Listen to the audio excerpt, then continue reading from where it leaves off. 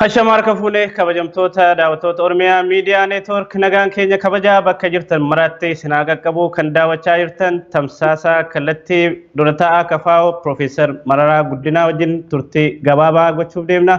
Kabajamtoota daawwattoota keenya haga xumura qophii keenyatti nu waliin turaan affeerraa keenya kallattiidhumaan gara Profeesar Mararaa Guddinaatti isin dabarsaa. Profeesar baga nagaan dhuftan.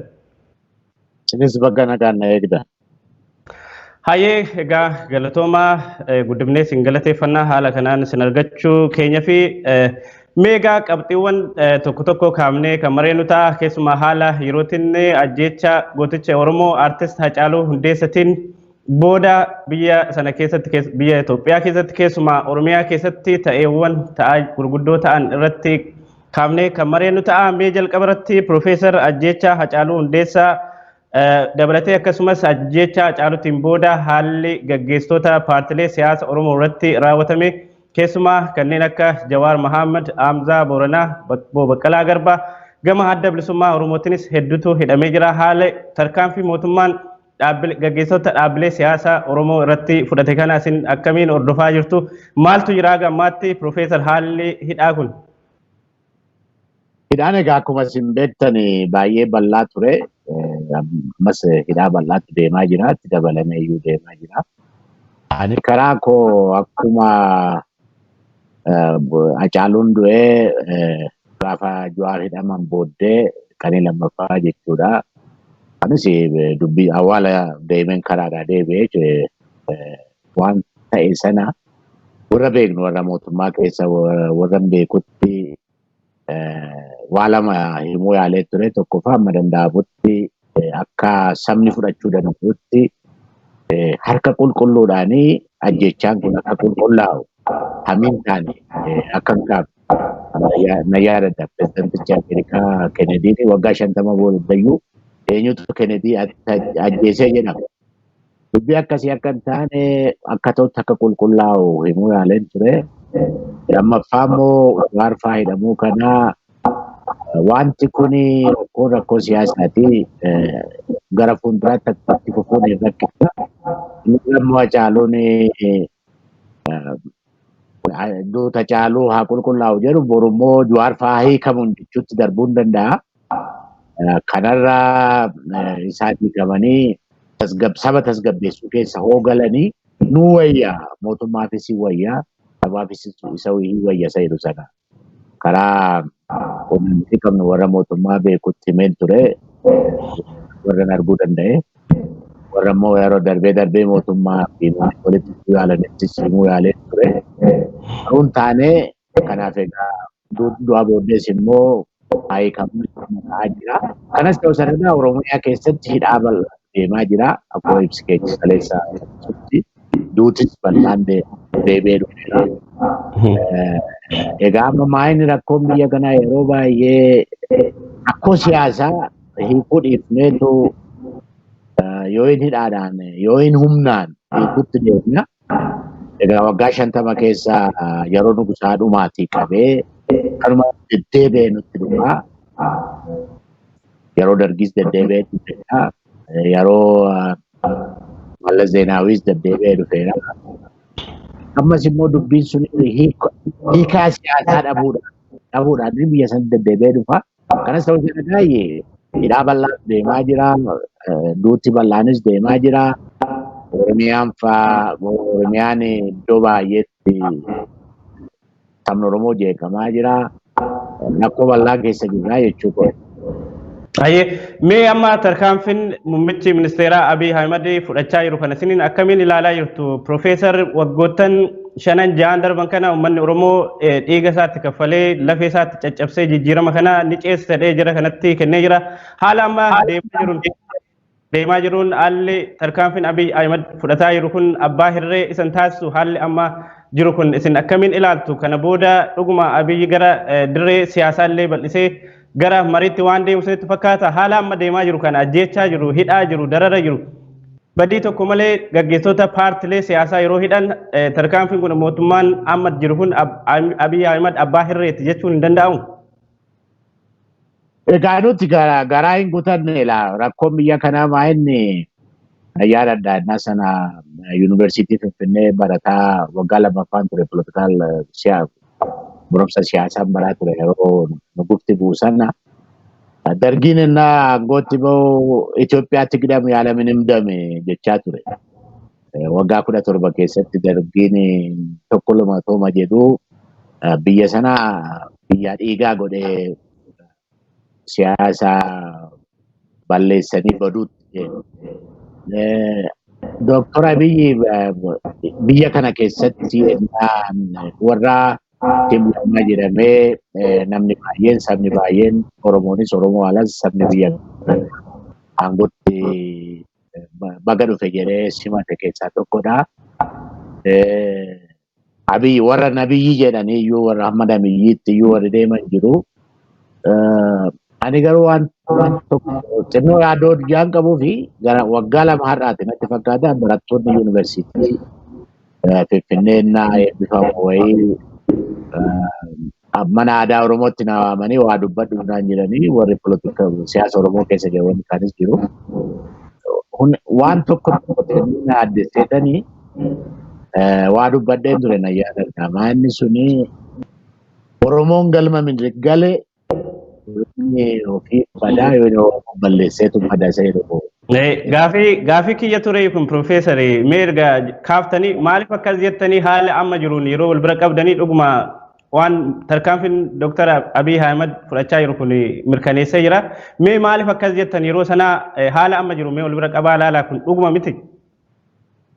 Ilaa maal seete biyya kana keessatti seenaa mana hidhaa seenaa keessa jiran cabsanii deemuudhaaf rakkoodha. Yeroo baay'ee innaa sirbis baay'atu, innaa namni geeddarus maal godhu baay'atu.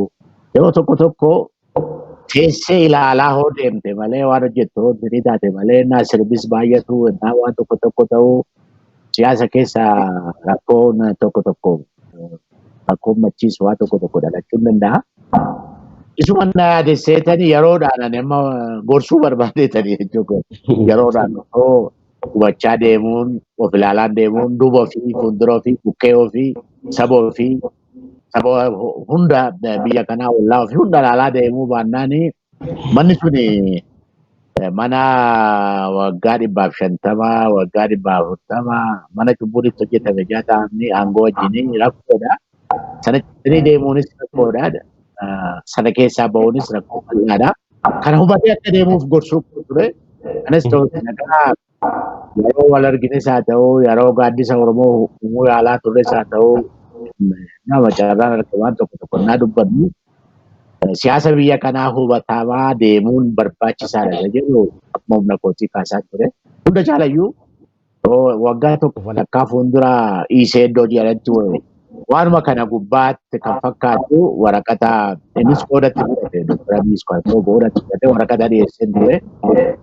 Yaaddoo koo sana deebiseen baalaansii karaa hundaa jechuun barbaachisaa akka ta'e biyyi kun siyaasni biyya kanaa rakkataa akka ta'e siyaasa rakkataa keessa beekaa rakkatee asiifachi kana keessa rakkoo guddaan akka jiru yaalee ture. Eeggatu miidhana jedhamu kana baalaansii eeggatu yaaleen ture.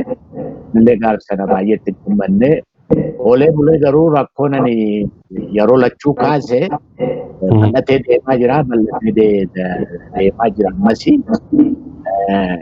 Dr. Abiyyi kana siyaasa wanta tokko waa lamadha rakkoo isaa kanan argu tokko.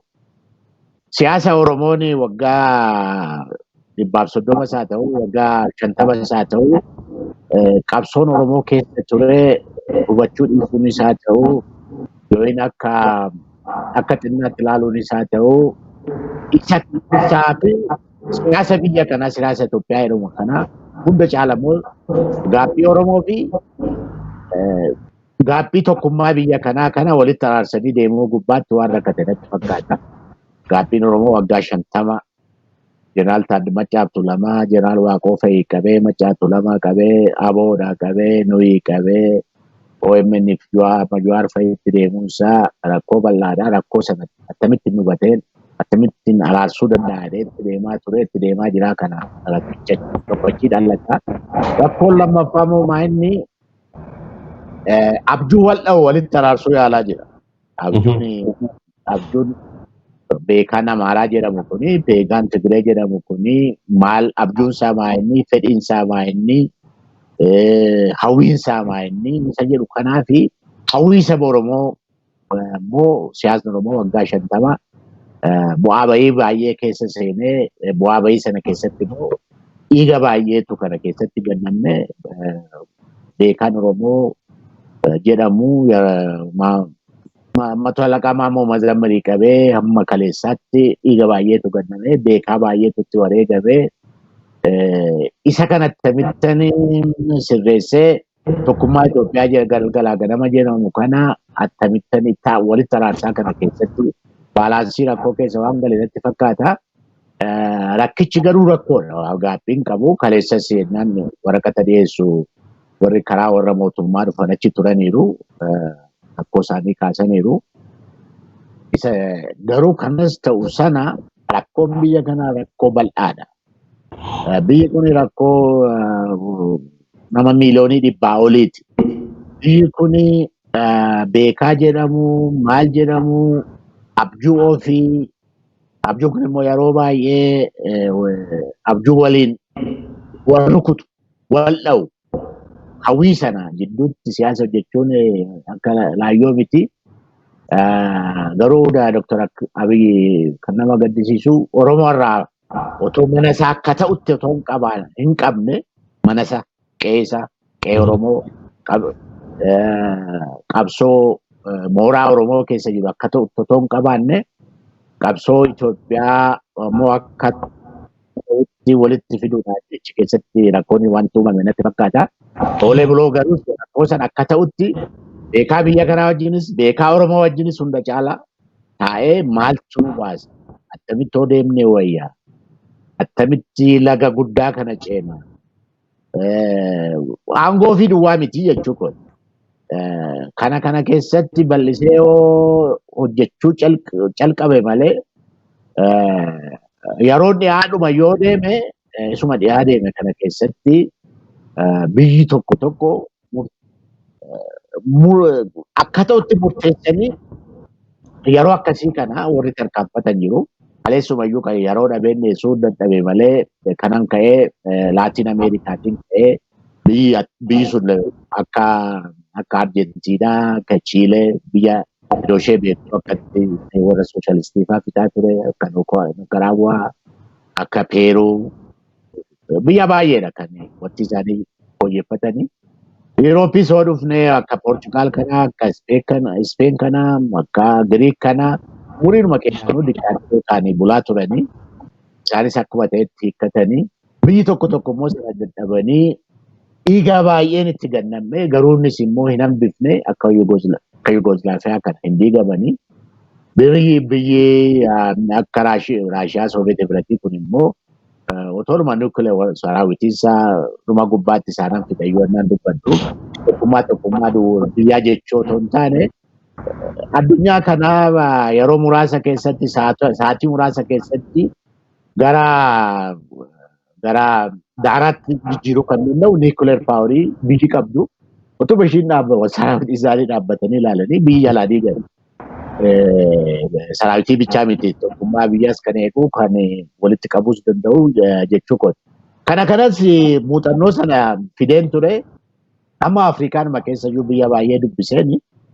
Biyyi lama garuu kan amma onaatti innaan deddeebi'ee ilaalu siyaasa isaanii kan rakkisu tokko biyya Koongoo jedhani. Koongoo Dimokiraatik Reeppaabilikii jedhani. Biyyi suni addunyaa kana gubbaatti qabeenya uumamaan uumame guddaa kan qabdu biyya sana. Uumama guddaa akka waan nuukileer weeppenii wanti kun ittiin hojjetamumaa wanti baay'ee qabu, albuuda baay'ee qabu. Qabeenya miti Koongoon kan qabdu garuu hamma Koongoo immoo sabni miidhamaa jiru sabni yeroo tokko waan nyaatu dhabee lafa maal godhee baala maal godhee warri jiraatan achi keessa jiru siyaasa isaaniitu badee jechuudha. siyaasni bannaani waan baay'ee nama jalaa badaa. Waggaa 60 har'aatii qabee kanuma keessa turte.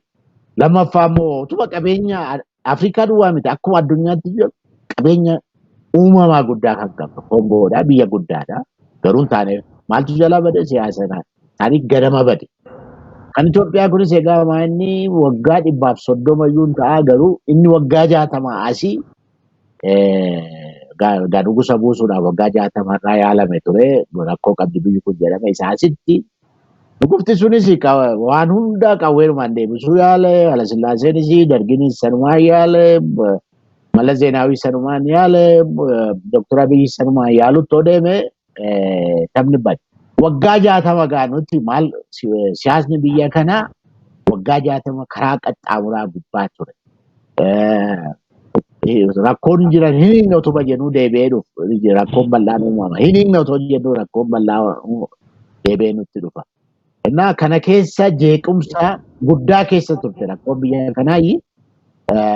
Kana kanas kaasee ture gaasa akka ta'utti biyyi. Profeesari waraqaa keessan kaleessa dhiyeessitan irratti gara itti deebina bal'inaan maybe gaafuma kiyyaan markaa qabudha sirna nafxanyaatti wal qabatee isin immoo kaleessa kan dhiyeessitanii state formation biyya sana yeroo ijaaramtu keessatti badii gurguddaan ture wajji wal qabatanii waraqaa keessan dhiyeessitanii haga tokko arginee jirra. Mee jalqaba irratti garuu daawwattoonni keenya qulqullina viidiyootii fi sagalee nuuf galchaa kallattiidhaan biyyarraa dabarsaa jira waan ta'eef intarneetii biyya sirriitti hubattu jedhee yaada qulqullina sagalee fi viidiyoo yoo jiraate nuuf galchaa isiniin jenna. Mee Profeesar haalli muummichi ministeeraa Abiy Ahmed yeroo ammaa kana fudhachaa yeroo sirna nafxanyaa kanaan dura ture keessumaa sirna Minilik uummata keenya ajjeesaa qawweedhaan bitaa ture irra deebisee kan agarsiisudha. Haaluma sirna nafxanyaa Minilik uummata keenya irratti ijaaraa ture ammallee Abiy Ahmed uummata keenya irratti ijaaraa jira jechuudhaan uummanni Oromoo komii bal'aa dhageessaa jira. Sirni nafxanyaa yeroo Minilik turee fi amma Abiy Ahmed gaggeessullee wal fakkaataa wantoota baay'eetu wal fakkeessa jechuudhaan komii guddaatu jira. Meesni asirratti waan argitan jira keessumaa waraqaa kaleessa dhiyeessitaniin biyya sana keessatti rakkoon gurguddaan hedduu uumamee jira yeroo biyyi sun uumamtu yeroo Minilik irraa jalqabee haga ammaatti keessumaa seenaa aanolee fi calanqoo irratti haalli isaan itti fudhatan yookaan kaampiin biraa itti fudhatuu fi uummanni keenya itti fudhatu garaagarummaa guddaa qaba. Nu biratti uummanni Oromoo hedduu akka irraa miidhame irraa harki citee miillittee aanolee yaadataa kan ammoo isaan yaadatanii Abiy Ahmed masaraa mootummaa keessatti awwaala yookaan siidaa Minilik ijaarsisee kan Hayilasillaasee ijaarsisee kun adeemsa Abiy Ahmed gara aangootti erga dhufe as wanti inni gaggeessaa yeroo sirna nafxanyaa sana kan leellisu yookaan sirna leellistoonni sirna nafxanyaa kan raawwatanidha jechuun uummanni keenya kumataa jira. Mee waraqaa kaleessa dhiyeessitanii wal qabate haalli Abiy Ahmed sirna nafxanyaatti deebisaa jira jedhee uummanni Oromoo kumatu kana isin akkamiin ilaaltu Profeesar? Akkatti ilaalu kaleessumas akka argametti sirni nafxanyaa jedhamu suni har'a inni abbaan barbaade haalus isus sirni nafxanyaa suni saba keenya gubbaatti saba kibbaa gubbaatti humnaan kan ijaarame qawween kan ijaarame qabeenyi saba keenyaa kan saamame lafti saba keenyaa kan fudhatame sabni keenya afaansaa maalsaa wanti saba keenya gubbaatti yeroo sana aanoleedhaa qabeen hojjetame hin jiru yakka guddaa saba keenya gubbaatti hojjetame sirni ijaarame sun namni qawwee qabu qawween biyya bulchuudhaa fi waan silaa saba tokko gubbaatti hojjetamuu danda'u waan baay'ee hojjetanii akka deeman beekamaadha. Egaa biyyi sun attamitti ijaaramtee naan ka'ee Iyyaasuun attamitti fooyyessuu yaalee irraa bu'een ilaalchisee Nuguuf Hayilasillaaseenis carraa biyya sana fooyyessu otoo qabu attamitti Oromoo irraa otoo baqatu dhuma gubbaa mana fincaanii wattaaddaroota isaa jalatti aangoo irraa bu'ee akkatti hin awwaalames kaaseen Dargiinis immoo Itoophiyaa immoo seeraan kanaa otoonuma iyyuu otuma maal ta'u Eertiraa darrasanii malee maal malee deemsisee ofiisaatii akkatti Mangistuu Hayilamaariyaam biyya bades balleessee akka bades baduuf duwwaa otoo hin taane balleesseetu badee beekaa Oromoos haa ta'u beekaadhuma biyya kanaa attamitti eenyuun attamitti ajjeesee maal godheef sunis keessa jira. Mala Zeenaafisitti dhufee isas rakkoo jiru akka ta'utti kaaseeni inni amma ammoo kanaan godhe carraanu darbaa jiru iddilii seenansa biyya kana sirreessuudhaaf biyya kana hunda keenya kan taatu akka taatutti daganaa haaromsuudhaaf jijjiiruudhaaf carraan guddaa uumame kuni nu jalaa darbaa jira isa jedhu nu jalaa darbaa jira. Egaa akkuma hin jedhee nura warri Dr. Abiy wajjin hojjetanis kaleessa turaniiru nu darbaa jira kana akka darbaarra jiru. Dhumee wal faana hin dabarre akka darbaarra jiru beekamaadha. Kana ani gorsi koo kan Dr. Abiy karuma kaleessa iyyuu akka ta'utti kaa'e Dr. Abiy isaa Itoophiyaan inni afarsuu maafrasa jechuun minyaansi afarsuun waan akkasii jedhasa kana wal qabachiisee kanan kaa'uu yaale deddeebinee ilaaluun nurra jira waan hojii hojjennu fedhii keenya abjuu keenya duwwaa otoo hin taane biyyi kun attamitti ijaaramtee dhufte attamitti ijaaramtee as geesse carraa meeqatu biyya kana darbe ammas carraan nuti irra jirru kun akka hin taanetti akka nu jalaan dabarre warra akka badhaadhinaas haa ta'u bilchiginnaan jedhan kuni Dr. Abiyyis yeroo inni dhaabbatee otoon wal faana hin dhiine yeroo inni dhaabbatee siyaasni biyya kanaa attamitti deemee as ga'e. Anis immoo siyaasa kana attamitti fudhadhee gara fuulduraatti deemuu danda'a isa jedhu sana ciisee ka'ee oolee bulee akka ta'utti itti yaaduutti irra jira. Taphni kun tapha laayyoo miti. Inni saba keenyaa fedhii saba keenyaa abjuu saba keenyaa irraas fagaatanii waan amma jiru kana akka fedhii ofii duwwaatti dhiyeessuunis tapha hin baafnedha. Kana gubbaatti egaa afaan namaa galuuni afaan namaa galu jechuudha afaan namaa galuuni karaan doktorii namaan Dr. Abiy deemaa jiru. Waliigaltee biyyaa uumuu baannaan biyya kana badiirraa kan oolchu maajik foormulaan biraa hin jiru. Waliigaltee biyyaa jechuun hunduu biyya kana keessatti biyyi kun kan kooti jedhe biyya kanatti sirna haaraa biyya haaraa wal dhaga'u walii galu mirga walii eegu wal kabaju gara sanatti deemsuu baannaan carraan nugusoota Itoophiyaas haa ta'u dargiis haa ta'u Mallas Zeenaawis haa ta'u carraan jara qaqqabee Dr. Abiy seenaa gubbaatti waan isa qaqqabu natti fakkaataa jechuudha. Kana keessaa yeroo akka ta'utti taa'ee gorsituu amma kan rakkoon jiru immoo gorsituun kunis achi baay'ee natti fakkaata. Bifa abaloo jedhu amma namichi beekaa dur jedhama tokko Dr. Abiy seefii fi seera baateetu deemaa jira baay'eessa hojjechaa jiraadha. Jechuun isa warra namni du'aa jiru namni dhumaa jiru ajjeefamaa jiru kana baay'eessa jechuu isaati irratti seefii waan biraan hojjetu nama ajjeesuudha jechuudha. Qawweedhaan humnaan biyya bulchuudha jechuudha waan biraan miti qawwee seeras baatee deemaa jira amma baay'eessa hojjetaa jedha. Kan inni jedhe namichi kun immoo akka jarraa yeroo Mangistuu Hayilamaariyaam akka waa hojjetu aangoon kennameefii ture warra mootummaa Hayila Sillaasee qorachuudhaaf warra aangoorra turan sana ministeerota Hayila Sillaasee qorachuuf aangoon kennameefii ture. Innaa gaafatanii Mangistuu Hayilamaariyaam maal yaada maal nuu kennitu maal nu gorsitu waan kana gubbaatti jedhee gaafannaani qawwee baattanii maal gorsan nu gaafate qawwee baattanii ammas Dr. Abiyyiin seefii baattee seeraaf seefii wal bukkee qabattee baay'eessa hojjechaa jirtaa jedha. Warra akkasii gagaa warra akkasii kun isaatiinis qabee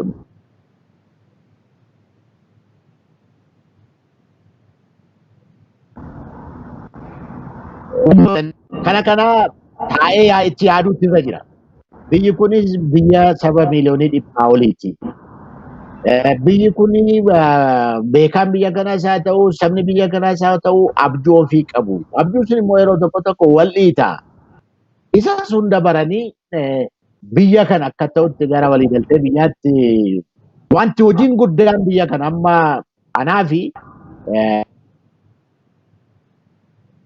kan mootummaan Dr. Abiy deemsaa jiru kuni anaaf hunda caala biyya kana haaromsuudha, biyya kana sirreessuudha. Suni kuni gochuun immoo maanni siyaasa biyya kana haaromsuudha. Siyaasni biyya kana warri seenaan biyya kana waggaa 3,000 jedhus, warri seenaan biyya kana waggaa 150 jedhus rakkoo guddaa keessa jira. Siyaasni biyya kana dhibamaadha. Dhibamaadha. Waggaa 50 rakkoo tokko keessaa rakkoo tokkotti darbu, rakkoo tokko keessaa rakkoo tokkotti darbu. Kana keessatti immoo namni baay'een namoo dhumuun miiliyoonaan buqqeera, miiliyoonaan biyyaa badeera, miiliyoonaan du'eera. Isa namni ajjeesus, isa beella jeesus walitti dabalame. Kana keessaa bahuun nurra jira. Kana keessaa bahuuf immoo waliigaltee biyyaa barbaachisaadha. Waliigalteen immoo nagaa gubbaatti ijaaramuutu irra jira, wal danda'uu gubbaatti ijaaramuutu irra jira. Fair game isa jedhan san hunduu qooda isaa fudhatee hunduu isaa eegamee fi hunduu sirna biyyaa kana keessatti akka ta'utti qooda fudhatee yoo jiraate malee karaa biraa, karaa qaxxaamuraan biraa siyaasa biyya kanaa keessu hin jiru. Kana gubbaatti yeroo isaaf yoo hojjete saba Oromootti araaramuu hin danda'a. Akka kootti siyaasa keessatti yeroo hundaa garaan kutattu. Lakki amma dhumaatti karuman deemaa tureen deemaa jira. Hoo jedhee siyaasa biyya kanaa siyaasa Oromoosi, siyaasa biyya kanaas Doominikii Falasillaaseen dhiisanii qabeen fuudhee deema hoo jedhee inni hin ta'u. Hin ta'u jechuudha. Isa simmiidhaa, biyya kana simmiidhaa. Kan amma ta'aa jiru san fakkaatu Profeesar.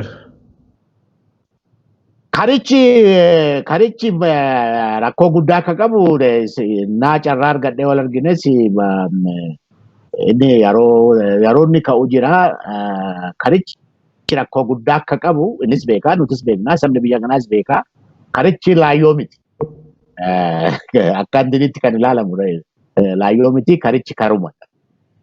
Garuu carraan ta'anii hubatanii isa warri Amaaraa basakkane aamroo jedhan kan ta'anii yaadanii seenaa keessatti seenaan boru attamitti na yaadata, maal hojjedhee hoon darbee seenaan na yaadata, yakkan hojjedhee soon jiraate karaarraa soon dabee karaatti deebee maalan godha isa jedhu sana kophaa miti, kophaa murteessuun rakkoo qaba. Humna biyya kana keessa politikaa paartiloota socho'anii hunda caalayyuu warra humna qaban. Saba ofiis qabatanii, saba ofiis ijaarratanii, saba ofii wajjinis siyaasa biyya kanaa keessatti warra qooda fudhachuu danda'an wajjiniin araaramuu danda'uutu irra jira. Kana ta'uu baannaan warri kaleessas kaaseera. Warri sala jala deemee jabaadhaa nabiyyii taataniittu, maal taataniittu jedhu gaafa rakkoon dhufee achi hin jiran. Gargaarsa guddaas hin godhaniif gataniitu badeemu. Hulaa guddaas hin cufaniif wal beeknaa jechuu kun. Biyyi kun akka politikaa paartilees haa ta'u warra humna qaban. Saba gurguddaa biyya kanaa gara siyaasa fudhatee ce'uu danda'utti gara waliigaltee biyyaatti wanti guddaan inni anaaf isarraa eegu waliigaltee biyyaa uumuu danda'u. Achitti waliigaltee biyyaa sana malee siyaasa biyya kanaa humnaanii wal gowwoomsuudhaanii hidhaadhaanii kana isas kaaseera. Wal bira darbuun hin danda'amu. Hiikoo miti amma ibsi kaleessa nuti baafne tokko rakkoo siyaasaan hiikama. Hidhaan miti. Qawween miti. Humnaan miti. Rakkoon siyaasaan hiikama. Isa jedhu sana akka isaa galuu barbaachisan jedha. Karichi akka rakkoo qabu beekamaadha. Hayyee Profeesar, mee gama biraatiin akkuma beekamu gaa ajjeechaa Hacaaluu artistii Oromoo jaalatamaa gooticha Hacaaluu Hundeessaa ajjeefamu booda tarkaanfiin muummichi ministeeraa fudhatee Jawaar fa'i ni dhudha. Jawaar obbo Baqqalaa Garbaa, Hamzaa Booranaa, Dayanee Xaafaa hedduu miseensonni keessan hidhamanii jiru namni hidhamne yoo jiraate nama muraasaa keessumaa gaggeessitoonni olaanoon namni manadhaa hin jiraanne yoo jiraate maybe isinii fi namoota lamaan sadan tokko hin caalu. Mee keessumaa obbo Jawaar Mohaammed yeroo ammaa kana manadhaa keessatti hedduu dhukkubsatanii akka jiran akkasuma fayyaan isaanii heddullee yaaddessaa akka ta'e mootummaan wal'aansa dhorkee yeroo dheeraadhaaf manadhaa keessatti dhukkubsataa ture nyaata malee ture gama biraatiin obbo Baqqalaa Garbaallee dhukkubsatanii jiru. Miseensonni kafaa'oo manadhaa jiran gariin isaanii kan dhibee koronaa vaayirasiidhaan qabamanii jirantu jira. Akkuma waliigalaatti dhiittaa qabiinsi manadhaa keessatti isaan irra gahaa jiru hedduu yaaddessaadha. Jawaar uummata kiyyaa fi Rabbiin amaneen biyya sanatti galee jedhee ture kana sirriitti ni yaadattu. Haala Jawaar keessa jiru akkasumas hidhamtoonni siyaasaa keessa jiran kana isin akkamiin ilaaltu akka paartii keessanitti akka manadhaatii ba'anii fi dhiibban isin gochaa jirtan jira. Gama biraatiin uummanni Oromoo qabsoo eegalee jira hidhamtoota siyaasaa kana manadhaa keessaa baasuudhaaf labsii gabaa jedhanii karaa adda addaatiin tarsiimoo adda addaa baafatee qeerroon guutuu Oromiyaa keessatti hojiirra jira. Kanallee akkamiin ilaaltu? Mee qabxiiwwan lamaan kana isin akka paartii keessanittis haa ta'u akka dhuunfaatti Jawaar fa'iin manadhaatii baasisuuf maal hojjechaa jirtu? Gama biraatiin qabsoo qeerroon gochaa jiru kanallee akkamiin ilaaltu? Egaa karaa keenya amma dandeenyetti durumaa qabee akkuma isiniin jedhe warra mootummaa nuuf mootummaas yeroo tokko walitti fiduu yaalu warra mootummaa keessaas warra beeku tokko lama warra bilbila koo kaasanii duuta caaluu namni caaluun maaduu jedhee ka'ee suni gaafa awwaala isaa booddee immoo Jawaar fa'aa hiikamanitti deemuu hin danda'a. Kun sinis hin jeeqaa, nus hin jeeqaa, sabas hin jeeqaa. Saba akkasitti aaree ka'e kana tasgabbeessuudhaa fi jarri kun hiikamanii saba tasgabbeessuu keessatti qooda fudhatan wayyaa isa jedhu isaan hidhamanii qanii lama sadii keessa moonuma sana baafnee waan akkasii himuus yaallee akka namaa galutti ergaa keenya dabarsaa turre. Egaa wanti isaa hin fooyya'aa maal taasisaa jiru sana hidhaan baay'ees iddoo baay'eetti nama keenya gubbaatti deeme ammoo ilaaltanii warruma walakkaas hin beektan Jawaar Baqqalee Hamzaa Booranaa Dajanee Xaafaa warra akkasiiti duwwaadha malee warri itti taatanii amma yuunivarsiitii Finfinnee fa'i Dr. Hussein Kadir nama jedhanii faakiriitii education faakiriitii nama diinii ture nama Oromoo beekaa jedhamu guddaa keessaa tokkodha.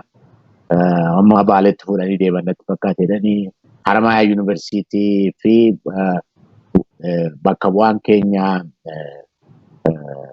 Harar Baasii namni Anwaar Saanii jedhanii miseensa jidduu galeessa keenyaati inni hidhamee jira. Warri gadis kan hidhaman baay'eedha. Shashammaneedha namni Daraaroo jedhanii waajjira keenya sochoosaa ture. Haadha manaa isaa wajjin hidhamee gara Shawaa Kaabaa kanaa namni lammaffaa waajjira keenya sochoosaa jiru kaleessa moo yoom hiikamee gara Wallaggaatti hoceenee warra Guduruu zoonii namni sochoosaa ture bakka bu'aan keenya. Naqamteen sochoosaa ture bakka bu'aan keenya. Gimbii namni sochoosaa ture bakka bu'aanis namni lammaffaas zoonii gubbaatti jechuudha akkasii hidhamaniiru. Egaa namni du'es jira namni dhames baay'eedha. Kana keessa miidhaan baay'eetu nurra ga'ee jechuudha. Waajjirri keenyas iddoo tokkoon hidhuudhaanis haa ta'u maalis haa ta'u rakkoo bal'aa qabna. Hararri iddoo baay'eedha akka Dadar kanaa akka Hirnaa kanaa. Akka Galamsoo kana iddoo baay'eedha rakkoo bal'aa qabna. Magaalaa Haromaati Hararii qabee jechuudha. Amma gaafa rakkoo bal'aatu deemaa jira karaa hidhaas haa ta'u karaa dhiibbaa babal'aatu karaa dhaabbii keenyaatti deema dhaabbii keenya gubbaatti deemaa jira.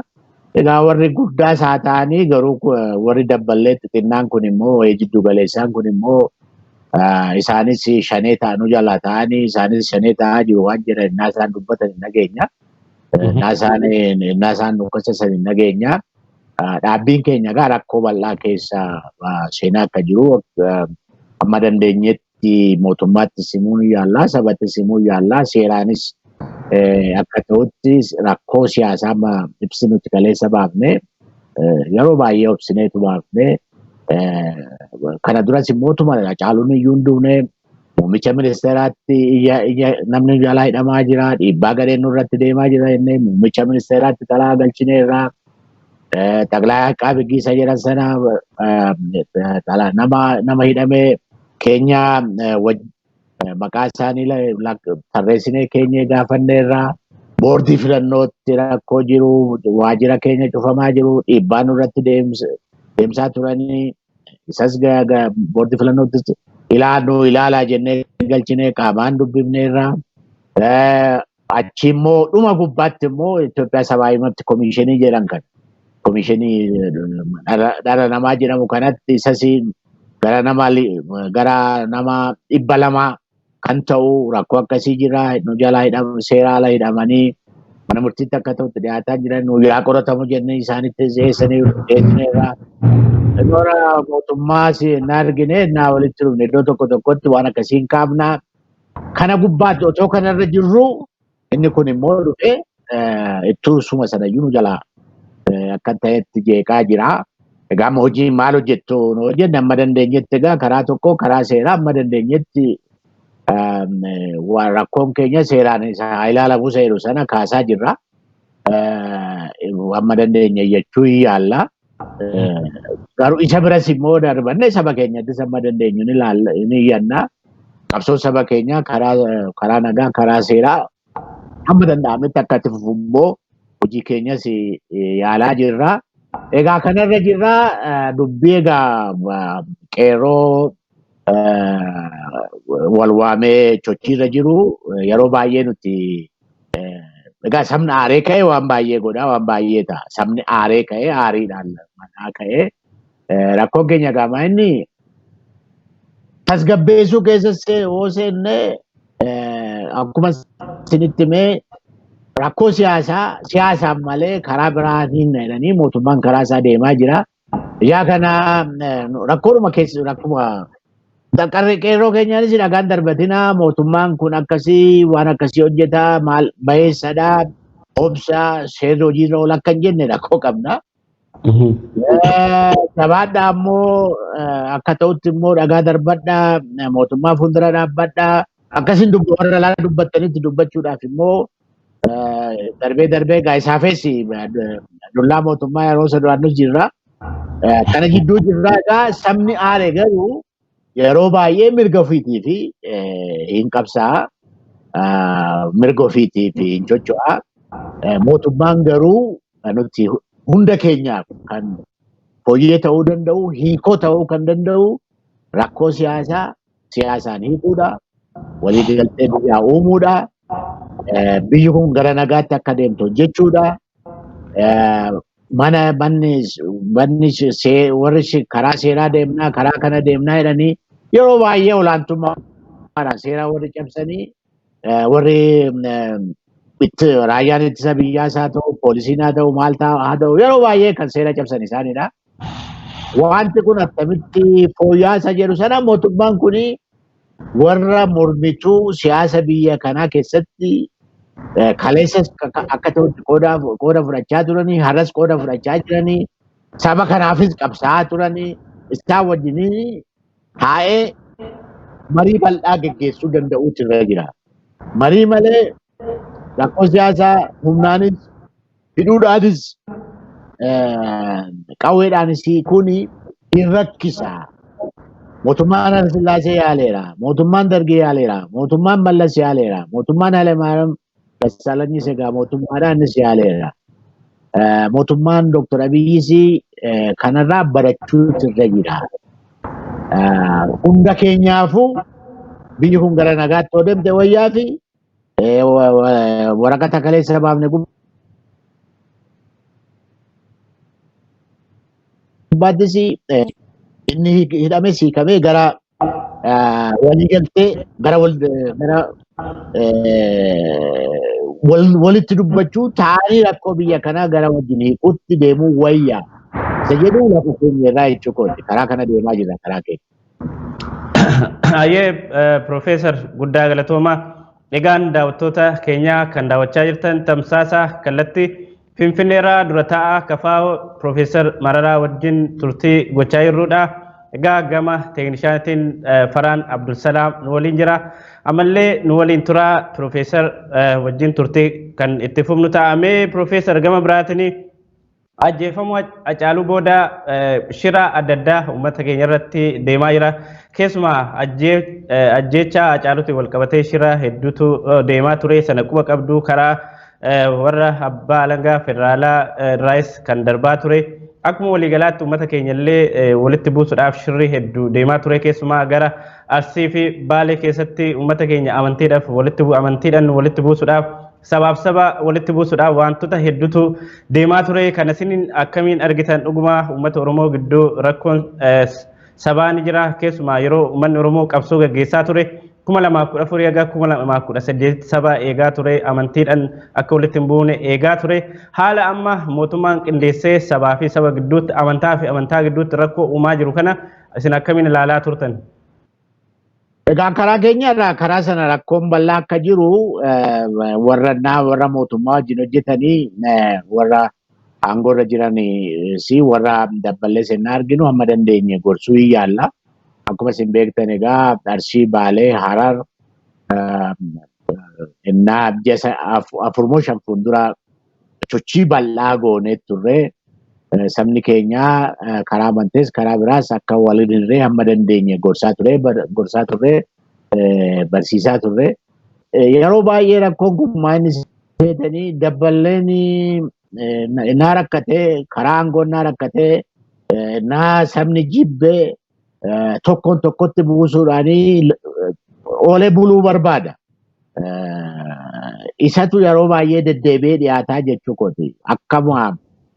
Akkuma siyaasaatti iyyuu yeroo baay'ee achisoo ta'ee iddoo biraasoo ta'ee walitti buusuun kun akkas bu'aa siyaasaatti dabballeen jaalaluu fi yeroo tokko amanteedhaa, yeroo tokko lagadhaa, yeroo tokko karaa baay'ee nu rakkisaa ture. Ammas bal'atee nu rakkisaa jira. Garuma fuulduraattuu sabni keenya rakkoo jiru akka ta'utti baree hamma danda'etti rakkoo isaa jidduu jiru kana hamma danda'etti akkuma durba wajjin jiraachuu dura turetti akka ta'utti hoo qabee malee rakkoo gadhee gara fuulduraattuu kana caala nutti uumuu danda'a. Yeroo baay'ee dabballoonni hojiin isaanii hojjetanii rakkoo bal'aa qaba. Kana caala immoo maanni nama iddoo tokkotti immoo naageessanis immoo nama iddoo tokko rakkoo uumaa ture, saba rakkisaa ture, saba walitti buusaa ture. Iddoo tokkotti immoo aangootti kennanii naa dabarsanii yeroo tokko suma durbaree deebi'ee hojjeta. Karaa sana rakkoo bal'aatu jira. Mootummaan ofuma isaatis jedhee rakkoo kan akka ta'utti hoo ilaale malee rakkoon kun gara fuulduraattuu tokkummaa saba keenyaas haa ta'u, tokkummaa biyya kanaas haa ta'u akka hin taanetti balleessuu danda'a. Isna gubbaatti hunduu hamma danda'etti deddeebi'ee ilaaluutu irra jira. Hunda caala immoo warri mootummaa keessa jiranii rakkoon kun har'a bulla jedhanii waan taane keessa akka hin seenne dabballeen mootummaan bobbaase kumaatamaan bobbaasaniiru. Kumaatamaan akka isaan leenjii kennaa turan Adaamaatti hin beekna. Ijaa kana waan hojjechaa ture irra deddeebi'anii bal'isanii ilaaluutu irra jira. Karaa sana hojii bal'aatu jira jechuu kooti. Hojii bal'aatu jira, rakkoo bal'aatu jira. Kana keessaa gara fuulduraattuu akka laayyootti ba'uun nama rakkisaa. Amma dandeenya gubbaa akka sochii akka durii socho'aa jirru malee amma dandeenya irratti hojjenna ture. Mootummaan karaa cufuudhaan akka ta'utti koronaa hojii wal qabatee akka ta'utti bal'ifnee hojjechuu dadhabne. Inni hoomorkii hojii manaa guddaadha Oromoodhaaf gara fuulduraattuu jechuu kooti.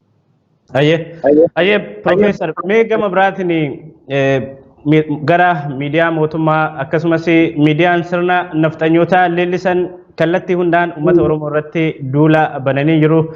Keessumaa ajjeechaa Hacaaluutiin wal qabatee jaabgurra Oromoo katee miidiyaan OMN Finfinnee keessaa cufamee meeshaansaa saamamee hojjettoonni OMN gariin mana hidhaa keessatti argamu, gariin bakka bu'an kan hin beekamnetu jira.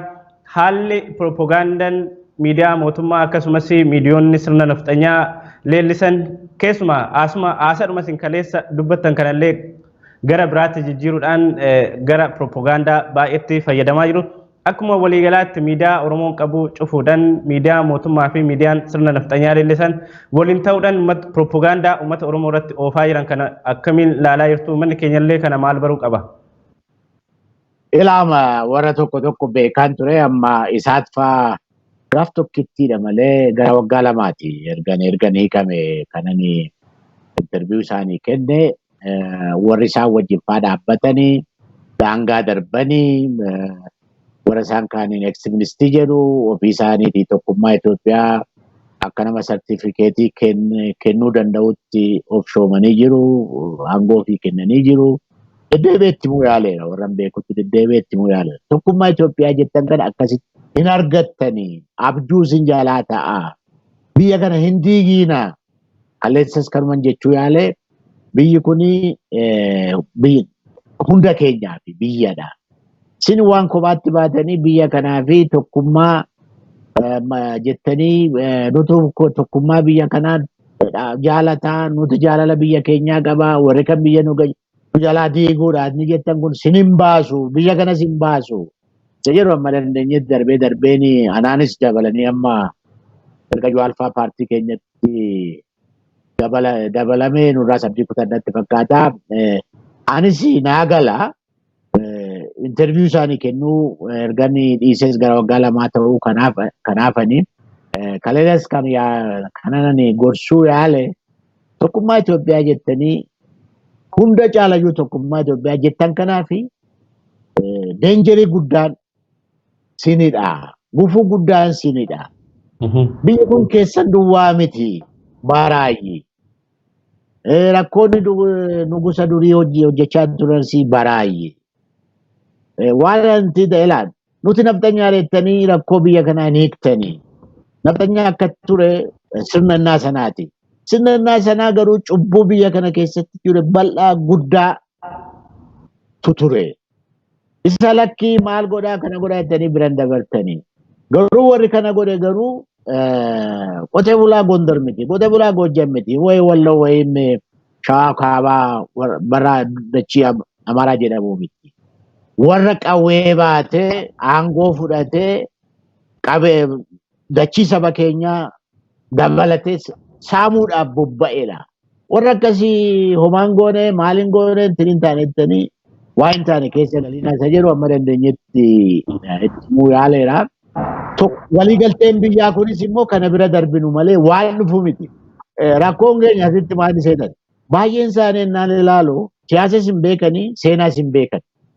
Warri isaan keessa warri siyaasas ammanii waggaa 50 maalii qabee waggaa 40 manadhaa waggaa 7 ture warra meesoo wajjin ijoollee Amaaraa baay'ee wajjin warra xinnoo waa beekan wajjin amma dubbii sanyii faa rakkoo akka ture dubbii lafa akka rakkoo ture dubbiin sirna nafxanyaa rakkoo akka ture waan akkasii kana walii gallatu. Inni amma inni gartokkan isa irribaa ka'edha. Waggaa baay'ee ciisaa bahee innarraa irribaa ka'uu Oromoon biyya keenya diiguutti dhufee nama irribaa ka'edha. Inni tokko seenaanuma biyya kanaa yoo ta'u hin beekne karaarra waan argatu tokko dubbisa. Amma kaleessa waa lama sinitti. Kaleessa 1907 gubbaatti Miniliki maal jedheetu ibsa baasa awaajii sana gara. Maal godheetu baasa. Akka jarraa pirezidantiin isaa immoo Habte Goorgis ture. Sirna ministeeraa ijaarratu awaajii baasa. Isa gubbaatti maal jedhaa? Awaajii kana intini jedhu sirni anamma uumaa jiru kuni uumaa jiru protector of the Amaras and the ruler of the Gallas jedha. Pirezidantii isaa immoo Habte Goorgisidha. Pirezidantii ministeeraa protector of the Amaras isaan egaa inni egaa isaan diinarraas maaliif isaan egaa Oromoon immoo hin bitaa jechuudha. Oromoon gaallaa jechuun ennaa sana Oromoo dabalatee warra kibbaa kan hundaadha jechuudha nu bichaa miti. Isannaan intini ta'u akka nama nageenye intinidha. Akka nama nageenye seenaas hin beekanii jechuudha. Amma kan biraa immoo Habte Goorgis ennaa Iyyaasuu aangoo irraa buusu kan inni dubbise jira. Maal jedhaa? Abte namni kuni asii achi deemeetu foon islaamni qalee nyaata. Makkas gootannaa jenne biyya bal'isachuudhaaf jedha. Laphee warra kaanii immoo ofitti hawwachuufan kana godhanuun jedha. Nuti warra islaama kanaa fi warra Sumaalee jilbaa jilbeeffachiifne of jala luka keenya jala galchineerra. Warra akkasii dippiloomaasii akkasiin barbaadanii. Dippiloomaasiin akkasii isaaniin barbaachisu jedha. Innaa Iyyaasuu Muusaa akkas jedheetu awaajii dubbatee buuse. Dubbatanii buusan. Isa akkasii kana attamitti kun kaasiin jedhu. Sirna amma naa dhuma gubbaatti maalan jedhee ilaalchi Itoophiyaa nuti qabnu yaada Habte Goorgis irraa xinnoo haa bal'atu. Tokkummaa biyya kanaatii fi waliigaltee biyya kanaatii fi wajjin jiraachuu fi sirni biyya kanaa siyaasni biyya kanaa ilaalcha Habte Goorgis irraa. Habte Goorgis ennaa sana kan inni dubbise waggaa 400. Isarra bal'achuutu irra jedhee kaaseen ture. Isaan immoo isarra dhibbifnaa jedhe. Biyya biraa ofii isaanii yoo ijaarratan malee inni hin ta'u. Akka jiru kanatti hin ta'u. Amma biyya amma walitti qabna jennu kana keessatti siyaasa Habte Goorgis waggaa 400 fuuldura akkatti inni kaa'e sanatti hin ta'u. Jarri kun egaa amma kan miidhamne irra jireessa isaanis kan miidhamaa jiranii Amaara siyaasa beekaa Amaaraa siyaasa beeku. Beekaa Amaaraa seenaa beeku maal isaa ta'u xinnaa ta'u guddatu baay'een isaanii political leadership jedhamu kana gubbaan jiran. Innaan achi dhaquutti warruma cal jedhee iyyuudha.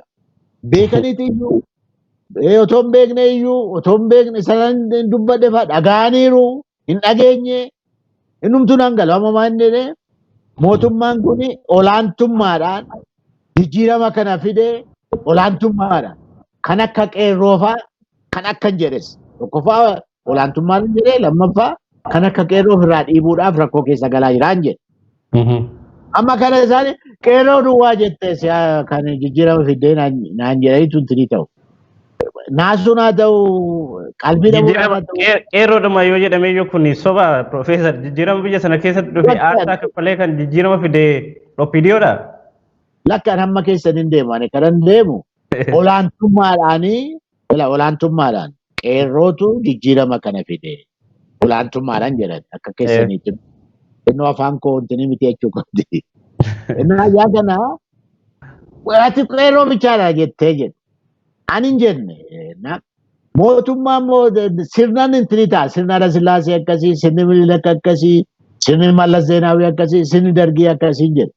Isaanis deebi'aniitu tokkummaa Itoophiyaa keenya maal nu jalaa gooteen. Mangistuu Hayilamaariyaam ikkoo isaanis fixeera. Dubichaa miti. Amma maqaa wantiifaa zallaqee maannoo balaa zallaqee fa'aa amma isaan keenya isaa jedhu nutis keenya taanu nama Goojjam jedhudha. Goojjam nama akka jagna guddaatti nama lakkaawwatudha. Hayila Sillaaseen goodaatti fannise. Dargii nama xiraafuu baatee nama lammaffaa innis nama Goojjamidha. Mixed economy kana immoo natti kaafteetu ajjeese. Hunda kaaseeran keenya duwwaa miti. Garuu isa dhaga'ani. Isa faranjii selective memory moo jedhan kan. Waan akkasii kana duwwaa yaadu. Rakkoon keenya siyaasa biyya kanaa keessaa warruma maqaa Itoophiyaattiin isaa ta'u maqaa Amaaraas haa ta'u warra ijaaraman kana keessaa beekaan Amaaraa dandeettii qabu yaada qabu siyaasnis galuuf seenaanis galuufi innaan ilaalu yeroo baay'ee argaa hin jiru. Rakkoo guddaan isaadha tokko. Waanuma seenuma biyya kanaa siyaasnumti biyya kanaa ijaarsi biyya kanaa attamitti as ga'e darbee tokko naa miidiyaa isaanii gubbaatti warri tokko isaanumtuu warra laate naa isaanii darbee dhiyaatan nan rakkoon guddaanis jira jechuudha. Beekumtumayyuu warra hin taaledha. Iyya malee. Iyyi kun immoo biyya kana jijjiirama isaanii fidu tokkummaa Itoophiyaa jedhanis irra jireessa jalaa jeeqaa jira. Gara boollaatti jalaa oofaa jira. Ani abiyyuumayyuu sinintini taatu akka fudhatanii boollan galleedha kanan yaaddaa jiru. Mee Profeesar yeroo darbee erga obbo Jawaar Mohaammed gara paartii keessanitti dabalamanii guyyaa yookaan ji'a tokko booda natti fakkaata gara bahaatti imaltanii nyuu guddaa gaggeessaa turtanii uummata wajjin wal argaa turtanii uummanni Oromoo bal'aan namni tokko jaarsaa jaartiin daa'imni otoo manatti nafin deeggarsa isinii kennaa ture bifa ho'aa ta'een uummanni isin simatee ture obbo Jawaar Mohaammed Baqqalaa Garbaa fa'aa wajjin taatanii uummata dubbistanii turtanii haalli suni mootummaa abdii kutachiisee mootummaan gara humnaatti akka geessu keessumaa obbo Jawaar Mohaammed Baqqalaa fa'aa fi warra gaggeessota kafaa irratti duula guddaa banee kuni mootummaan abdii kutateet yookaan sodaa guddaa qabuun kan kana godhe jedhanii dhugumaan hiriirri yookaan haalli isin uummata deemtanii itti argitan mootummaa sana abdii kutachiisee gara humnaatti waan seensisee isinitti fakkaata? Dhibbaaf dhibballee yoo ta'u baate anis nan shakka maaliifi walgahii miti. Anis karaa Hararis karaa Arsii Baales yeroo baay'ee deemeera. Walgahii otoo hin taane galaanatu garagale. Galaana sana mootummaanis namni ittiin iyyunnaa. Galaanuma nama naasisudha kan amma Hararitti walgahiin nuti goone Dirree Dawaatti amma nama 10 olii nama 20 ol argeen beeku. Dirree Dawaatti amma yeroo darbe galaanatu garagale. Ciroo dhaqaan ture. Cirootti inni amma dhufe yeroo 2-3 dhaqeera. Inni ammaa kun akka galaanaatti kan garagale. Arsii amma roobeetti sabni bahee. Gada basaasaatti sabni bahee. Baalee roobeetti Arsii Baalee roobeetti sabni bahee. Iddoo tokkotti bara gara miiliyoonii olidha. Galaanichi nama naasisa. Uumaa gaabbiin qabu. Anis otoo mootummaa keessa jiraadde umannaa. Garuu naasuu fi gargar hiruudha. Attamitti saba kana wajjinis warra dhaabbilee akkasii wajjinis nagaa uumne biyya kana attamitti jijjiirraadha malee. Egaa mootummaan kun mootummaa jijjiiramaa jedhamudha. Gara galaana kana blokkiin godha jedhamee fuuldura dhaabbachuutti deemuu miti kan barbaachisu ture. Nuti mariidhaaf qophiidha, hojiin dubbachuudhaaf qophiidha. Wanti miti jechuudha. Gara hammeenyaatti jijjiiruurraa sabni kun akkamitti isaan duukaa akka galaanni kun maaliif garagale? Nuti maal goone? Sabni Oromoo nurraa maal dhabe? Abjuu saba kanaa maal gooneetu abjuu saba kanaa, hawwii saba kanaa, fedhii saba kanaa maal guutuu dadhabne? Nuti deemuutu irra ture malee gara jibbaatti gara galaana kana qawwee qabnaa, humna qabnaa, aangoo qabnaa, fuuldura dhaabbannaa duraatti deemuun irra ture. Amma warruma eegaa erga deebineen ni ta'e malee warrumti mootummaa, poolisiin mootummaa, maal mootummaa amma akka dadarfa'itti nuti sangaa sanuu kennanii, sabni nyaadhaa jedhee sanuu kennanii warra poolisii sanaa kennineetu deemu. Qajeelfama sabni akkuma sabaatti poolisii haa ta'u, maal haa ta'u akkuma sabaatti nu simate. Amma Dirree Dawaatti namni wal lolaa ture, Oromoo fi Amaarri maal walitti bu'aa ture, maal ta'e nuun jechaa ture. Ilaa dhagaan tokko hin darbatamu. Dhagaan tokko magaalaa Dirree Dawaatti ennaa nuti achi bullee oollee qanii 2 bullee dhagaan tokko hin darbatamu. Jechuu kun sabni akkuma sabaatti nu simatee, sirbee, gammadee maal godhee deemne erga nuti gallee booddee ribaa kaan natti fakkaata waajjira keenya isaa magaalaa Hararii maskootii isaa maal dhagaadhaan cabsan naqanii. Egaa ofumaa fi rakkicha ittiin ta'u naasuun anis nan fudhadhaafisa. Dhuguma saba galaana mootummaa naasisuu danda'utu Hararittis Harar lachuutti jechuukooti.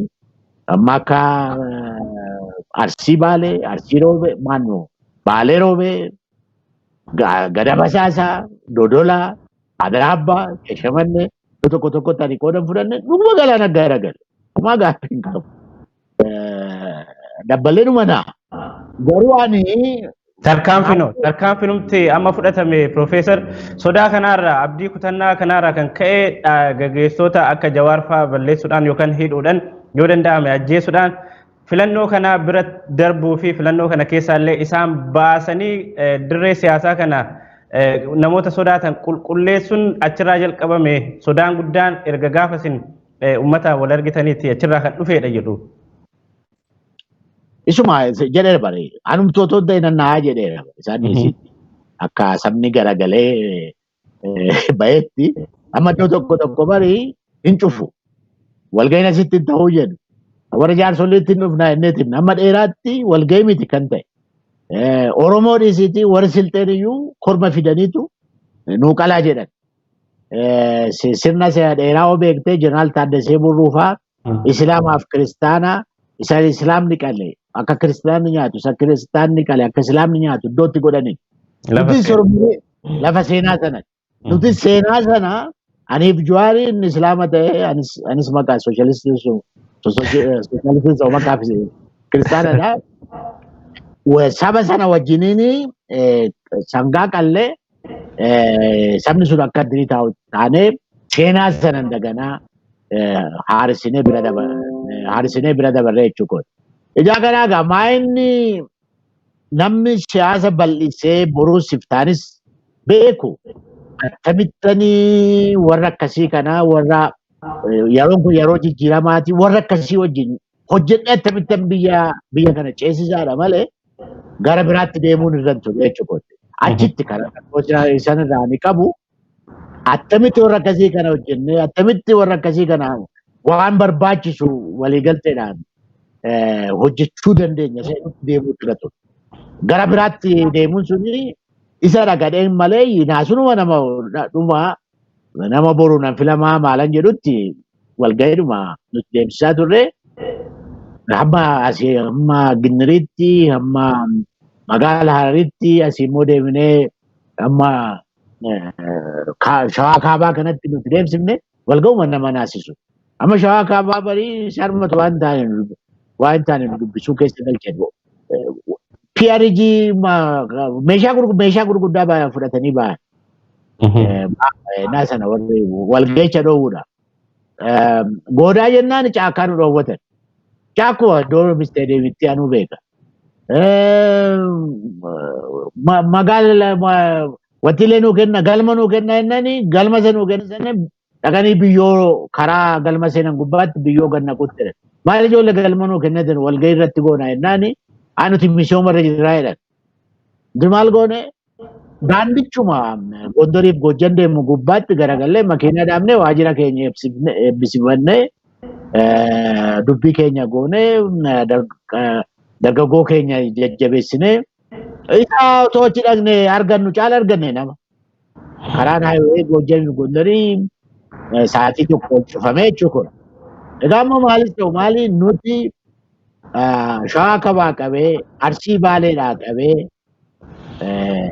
harar lachuudhaa qabee iddoo tokkotti iddoo lama miti bara iddoo tokkotti dhagaan hin darbatu dhagaan tokkittiin hin darbatu amma kana ennaa nuti achi dachaanu mootummaan achi rakkootu jira jedhu achi nama jedhu achi maal godhu achi durii ta'u rakkoon ergasii keessumaa shawaa kaabatti dabballoonni isin dura dhaabbachuudhaaf tarkaanfii hedduu fudhachaa turanii baay'ee yaalaa turanii garuu humna uummataa hin dandeenye dhugaadha yeroo sana nan yaadadhaanis. Ijoolluma maneedhaa turan nu jaalaayisaniiru bare naman beeku wayii dhala biyya jeneraal Taaddasee Birruutti firooman balleessin jedhee baasaanii mootummaa itti meetuman deemu. Maalti isa tuqee hin beeku maqaa dhaabuu barbaadu poolisii yaasanii maal yaasanii akka warri baajaajii fa'aa akka nun simanne sabni bahee akka hin taane maal hin taane godhan. Sabni immoo cabsee bahe. Cabsee bahe isa nuti eegne caala walga'ii goone. Amma fiichettis walga'ii maal malee jedhanii nu didan. Akka jarran goodichi bal'aadha. Isaa galma jeneraal Taaddasee Birruudhaaf ijaarame sanadha.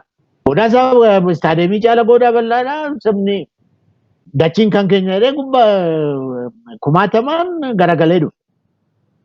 Kanas ta'u sana ani mootummaa kan hamma danda'etti kanan gorsu hamma danda'etti karaan irra deemamu humnaan saba kana ukkaamsinee saba kanaan dhiibnee warra siyaasa saba kanaa wajjin siyaasa waggaa 40 isaa ta'u waggaa meeqa ta'u hojjete keessaa baafne qabsoo kanaa jijjiirama kanaa maal kana laga ceefnenne kophaa laga ceefnenne jedha ceesifne jedhan kuni waan ta'aa jiru miti. Kana keessa sabni keenya baay'ee miidhamaa jira. Kumaatamaan miidhamaa jira.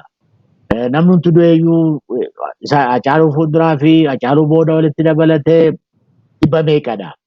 10,000 ol hidhamaan numti mootummaan dubbatuyyuu 10,000 olidha. Dubbiin kun saba Oromoo wajjin akka hin taanetti lola boruusiftaanis maadaa boruusiftaanis hin qoorree wal gubbaatti adeemsuudha malee bu'aa hin qabu. Karaa keenyaa gorsaa ammaan karaa kaleessas kanan dhiisee qabxii 10 kaa'eera. Qabxii 10 sana keessaa rakkoon seenaa biyya kanaatti ka'ee biyyi kuni mootummaan biyya kanaa akkamitti jijjiiramuun irra jira. Rakkoon keenya maal inni seenu 10 kaa'eera. Jijjiirama kanatti akkamitti deemsaa jiru. Jijjiiramni kun abjuu eenyuutiin deemaa jira. Abjuu guruppii tokkootiin yoo deeme eessa ga'uu danda'a. Rakkoon isaan adaawwii kaleessa keessa jiran waliranii akkamitti wal jeeqaa jiru. Kana hunda kaaseen dhuma gubbaatti rakkoon guddaan wanti hammachuun kan irra jiru irra deebi'a. Waliigalteen biyyaa kun hammachuun kan irra jiru warra mana hidhaa jirus warra bosona jirus. Waliigalteen jechuun firrii walitti waliin gale yoo jedhu warri wal jaalatu ni miti. Waliigaltee jechuun waliigaltee biyyaa jechuun warra hin dorgomu, warra wal lole, warra walirraa fagaate hunda kaara walitti fiduudha. Waliigaltee biyyaa jechuun malee warra wal jaalatanii warra turis wal hammachaa turan wajjin jabeessanii wal hammatanis waliigaltee biyyaa miti. Wanti waa haaraa wanti fidu hin jiru. Akka ta'utti jechuu kooti. Waliigalteen kun isa bosona jirus isa mana hidhaa jirus hammachuu danda'uutu irra jira. Qabxii 10 kaa'e keessaa jechuu kooti. Isa lafa kaa'ee jechuu kooti. Inni immoo gifaa baloo jedhan kunis warra mootummaa jiranis kanaafis bu'aa fidaa hin jiru. Eenyumaayyuu bu'aan fidu isas dhaabbatanii akka laalan. Tokkummaa Itoophiyaas akka ta'utti akka laalamu. Maaliif raayyaa ittisa biyyaa Soobeetti biratiin guyyaa 2-3 miti ba. Sa'aatota muraasaanii addunyaa kana gartokkeessaa irra jireessa isaa daaraa gochuu humna danda'u qabu turan. Nuukileer fayyadamanii jechuudha. Kanaaf isaanii jiddii qabu dhaabbatanii ilaalu maal godhu. Nuukileer intinii sana eenyutti dhukaasu maal godhu intinii ta'u rakkoodha. Ijaa kana akka raayyaa ittisa biyyaa jiru kunis akka jiru ma beekna. Rakkoo sana keessaa murannoon bahuu baannaan biyyi kun eessa ta'uu geessu. Akkuma inni dura sitti hime sana mootummaan biyya kanaa, beekaan biyya kanaa, muummichi ministeeraa biyya kanaas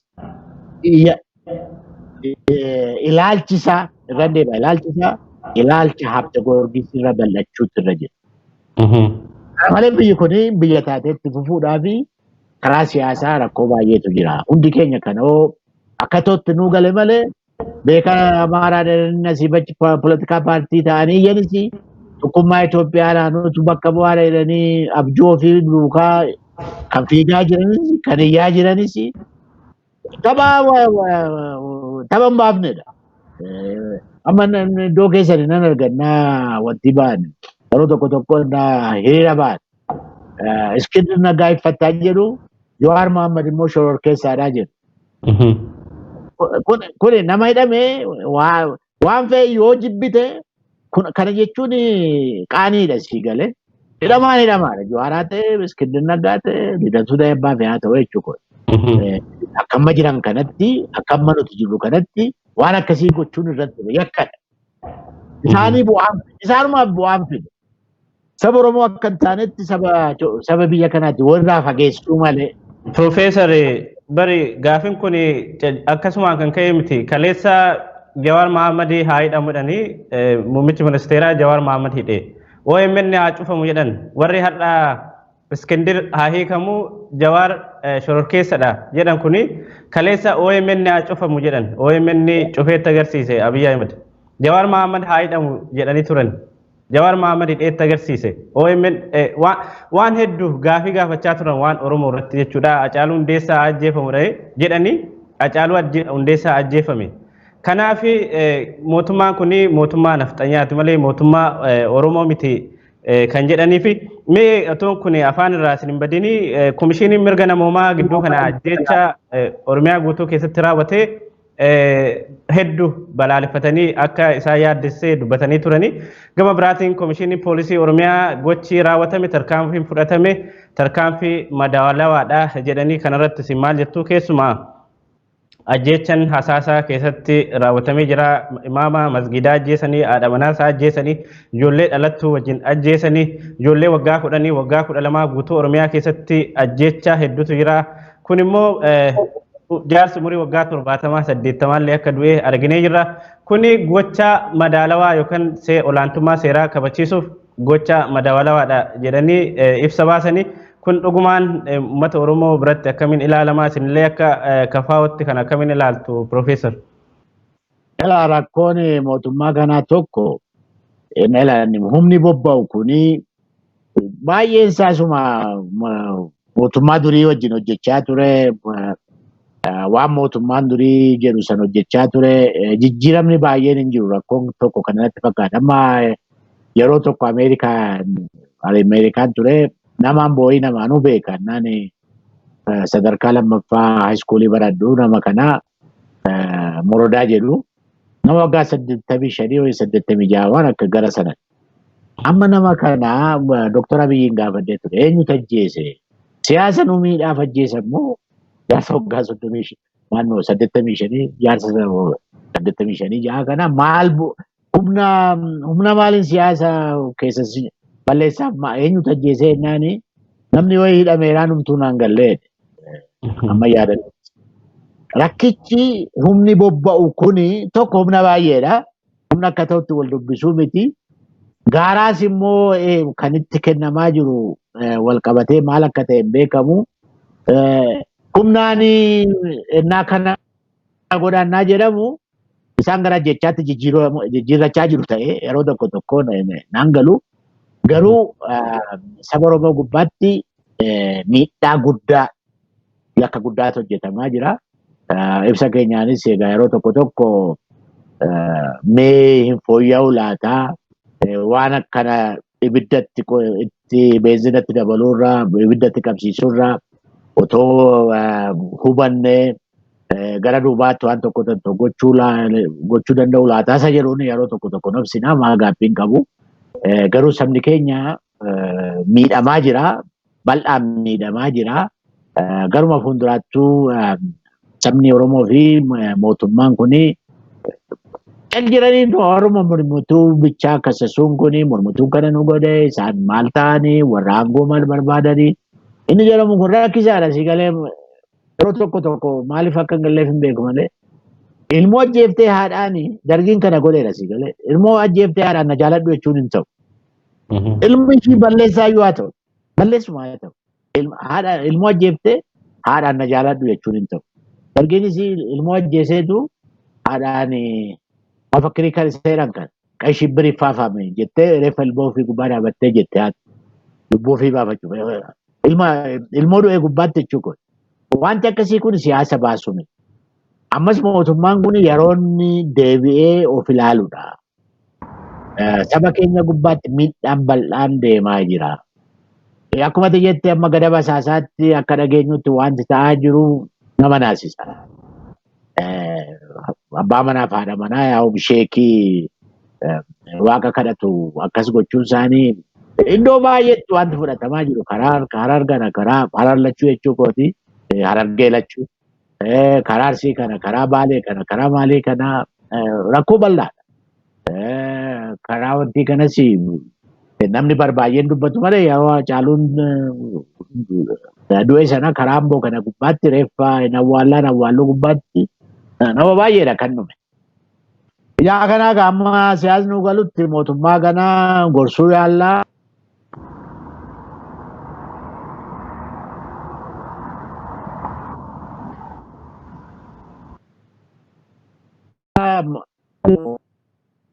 afaan duwwaa otoo hin taane gurras qabaachuutu irra jira, saba dhaga'uutu irra jira, iyya sabaa, imimmaan sabaa, dhiiga sabaa ilaaluutu irra jira. Tarkaanfii tokko tokko iddoo tokkotti akkuma ati komishiniin dhala namaa kun jedhetti tarkaanfiin bal'aa kan nama naasisu iddoo baay'eetti fudhatamaa jira. Isumayyuu fuudhanii warri morman jiru. Tarkaanfii maaliif fudhanne, tarkaanfii maaliif fudhanne jedhu. Inni akkasii nun baasu. Yeroon isaas immoo yeroo teekinooloojiin ammayyaa jirudha. Namni du'e akkatti du'e, namni maal ta'e maal akka ta'e, inni hidhame, inni du'e. Hundumaa yeroo teekinooloojiin duukaa bu'ee hordofu jaa ta'eef wal haaluunis hin ta'u, hin baasus. Namni du'e kun bari haadha qaba, haadhoo qaba, lammii qaba, gosa qaba. Si galee nama akkasiitiin awwaalama. Yaa kana waan akkasii haaluurraa atattamaan akkuma komishinitti jedhetti atattamaanii dubbii kanatti yaadamee amma Ameerikaatti bareednaa sana iddoo keessanitti namichi meessaatutti du'e sana akkasumas Ameerikaa amma Ingiliziitti deemee nama baay'eedha salfii kan bahe. Nama du'e nageenyani garuu kana gubbaatti salfii sana gubbaatti maal gubbaatti qabeenyis badeeraa maal ta'eeraa waan baay'eedha kan hojjetan. Garuu cal jedhamee namni nama meeshaa harkaa hin qabne nama baal hin qabne cal jedhee namatti yakka jaateef namatti tokkosuun namatti baal ta'uuni namni baay'een hin miidhamu. Nama du'e nagee kan keenya garuu suma mallas yeroo tokko wanti hin dhabe jedhee ture. Isatti bishaan immoo maal itti namatti facaasanii salfii fa'aa maal fa'aa ittiin dhoowwan ijaan isa dhabeef jedhee warra faranjiirraa waan bitanii itti kennan. Isaan kunis namni eeyyama humnaan bahame eeyyama seera malee jedhu. Namni eeyyamuma seera malee iyyuu sabni tokko aareen naa bahee cal jedhamee namni xiyyiititti tokkos lakkii dhiisaa, lakkii manatti galaa, lakkii maal ta'a. Humnaa olillee ta'ee bishaan faatti facaasaa maal faatti godha malee cal jedhee gara laayif buuletti sadan gara tokkosanii ajjeesanitti deemu. Innis egaa waan yaaddoo guddaan tokko isadha.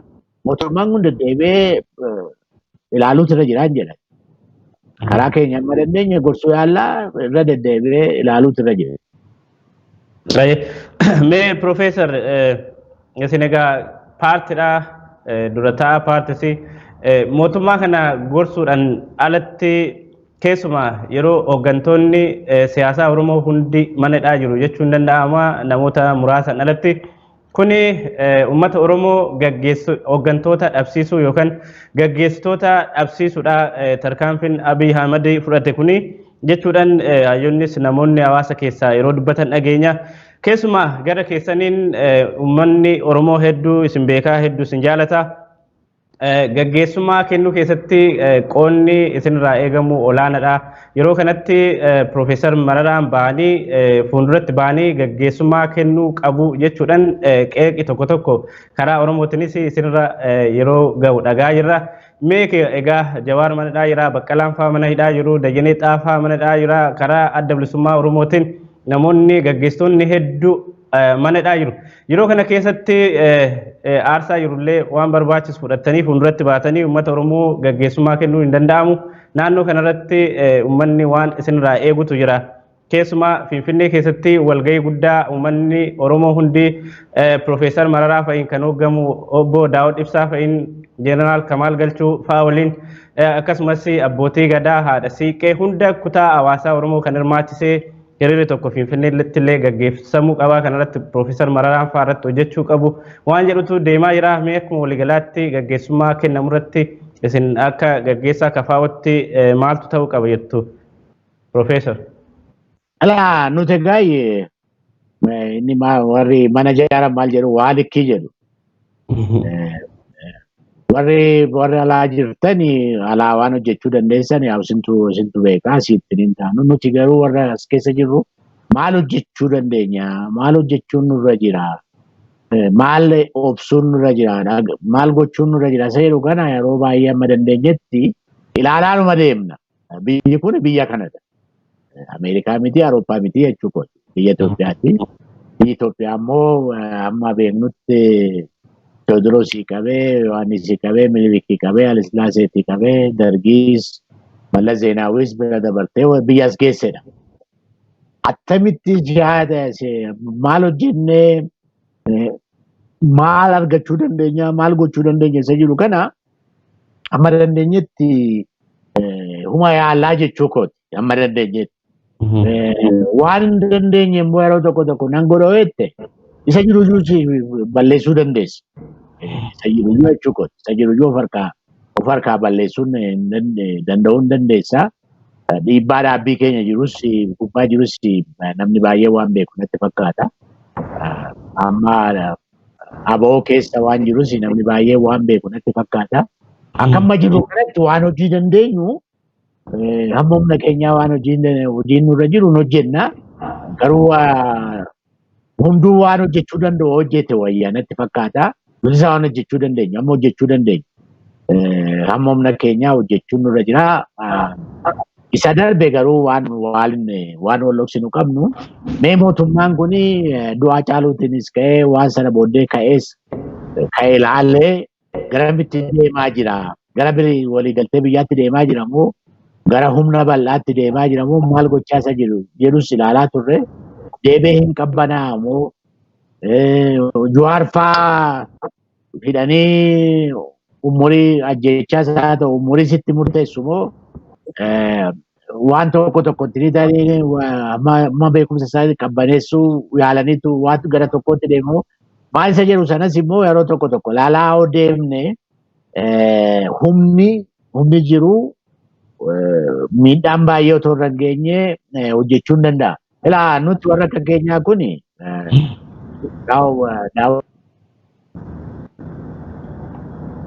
kunis yoo ta'e biyya alaas ture maalis ture Eertiraanis biyya alaatti jechuudha. Nama ture. Anis immoo jabana yaabbaa meeshoonni keessaa nama bayaas ga'e. Siyaasa lafarra jiru, humna lafarra jiru, waan akkasii kana huma ilaallaa waan hojjechuu hin dandeenye garuu hojjechuu yaaluudha. Waan hojjechuu dandeenyu hojjechuu yaaluudha. Waan tokko waan namni nu komatuuf hin beekna. Garuu sumannee deemaa isin jedha. Waa likkiin sochiin biyya kana keessatti ta'u sochiin nagaa karaa seeraa deemaa jiru kuni hammam deemuu danda'a, hammam fuulduratti deemna, hammam duubatti deemna, hammam bukkeetti gora waan sagalee kana ilaalaanuma hojjenne malee yeroo tokko miidhamnus jechuudha. Yeroo tokko baay'ee tolchinaatti baay'ee miidhamuu hin dandeenya. Isa gubbaatti egaa mootummaa kanas gorsaa ofii keenyaas immoo waan dandeenyu hojjechaa waan tokko ni taana waan warri tokko waan isaan jedhan hin beekna. Komiin nurra jirus qajeeltutti beekna. Komiin tokko garuu na aarsa sinso. Maqaa barbaadu warri tokko warri hin beeku. Warri mootummaa kanas gargaaraa turanii amma danda'an maal ta'anii ni ta'anii karaa immoo qaxxaamuranii goota haaraa ta'anii maal ta'anii isaan yeroo tokko dubbatanii natti dhaga'amaa jechuukooti. Yaanis anatti natti dhaga'ama. Iddoo tokko warra dubbatan warra na ofii kootis beeku jechuukooti. Kaleessa eessa turanii maal jechaa turanii waggaarraa maal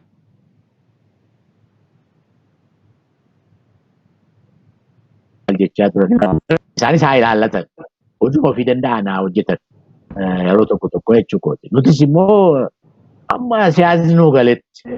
Siyaasni amma siyaasni siin galletti waan tokko namni jedheef hojjette akka taanetti si harkaa baduu danda'a jechuukooti. Inni wal qabatee hamma danda'e mootummaa kanas haa ta'u marga ofiisaa haa ta'u maal ofiisaa haa ta'u waan tokko inni ta'aa jiru. Si harkaa yeroo hin taane si harkaa miidhamuu hin danda'a. Amma dandeenyetti amma beekumsa keenyaatti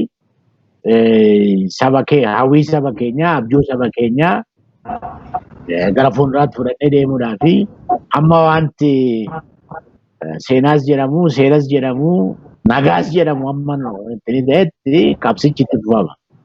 Amma itti fufnaa jechuudha. Garuu sunis kana caala nurraan eegina. Kanaa gadis nurraan eegina. Garuu ijoollee warra tokko baay'ee goota taatanii nun kasasiinaa jennu jedhitti naa himee jechuudha.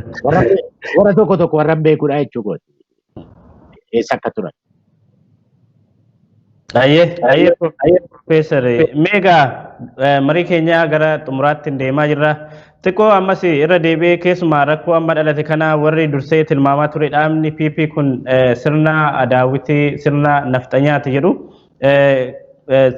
Kun amma gara sirna nafxanyaatu nutti deebi'aa jira. Kanumaan jalqaba irratti sin gaafadhe kana keessumaa dura OPDO turanii OPDO irraa gara ODP'tti jiranii ODP'n sun badee dhaabni kun maqaadhuma Oromootu ofirraan qabu dhaabni yookaan sirni PP kun yookaan sirni Bilxiginnaa kun sirna Adaawitii yookaan sirna nafxanyaa deebi'ee uummata keenya irratti ijaaramaa jirudha jechuudhaan uummanni komii kaasuu kanarratti isin waan komentii yookaan yaada keessan kennachuu barbaadan keessumaa haala amma deemaa jiru wajjin dursanii kan tilmaaman namoonni hayyoonni hedduu jiru. Kana isin akkamitti ilaaltu Profeesar mee akkuma waliigalaatti gaafii kanatti aansee haala amma uummanni keenya keessa jiru hidhamtoonni siyaasaa keessa jiran obbo Jawaar fa'aa keessa jiran kuni furmaanni jiru hatattamaan akkamiin mana hidhaa keessaa bahuu danda'u uummanni Oromoo illee maal gochuu qaba keessumaa Jawaar uummata Oromoo fi Rabbi abdadhee gara biyyaatti galeedhee yeroo ammaa kana dhukkubsatee mana hidhaa keessatti argamu kun maaltu ta'uu qaba furmaanni hatattamaan illee maalidha qabxiiwwan lamaan kana Profeesar. Inni mootummaan paartilee kun garamitti deemaa akkamitti deemaa sirna maaliidhaan jedhamu wal faana fixatee waan deemen fakkaatu. Akkuma beektanii rakkoon guddaan tokko qabxii 10 kaleessa kaa'e keessa humni kun humna Adaawii keessaa ol ba'edha. Innaa ol ba'u immoo Adaawii keessa dhaabbileen 4 turanii haa guddatu. Inni tokko karaa kanas karaa sanas haa ta'u gara kaabaatti ol ba'ee Tigraay jira.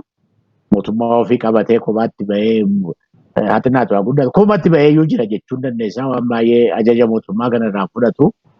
Deemsa mootummaa kanaa, sochii mootummaa kanaa fudhachaa jiru.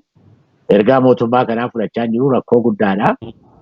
Humni tokko immoo akkuma isin beektanii warra maalaa jedhamus waggaa kanammoo yoomii Baardaaritti wal fixanii aggasaa wal fixanii rakkichuma attamitti deemnaa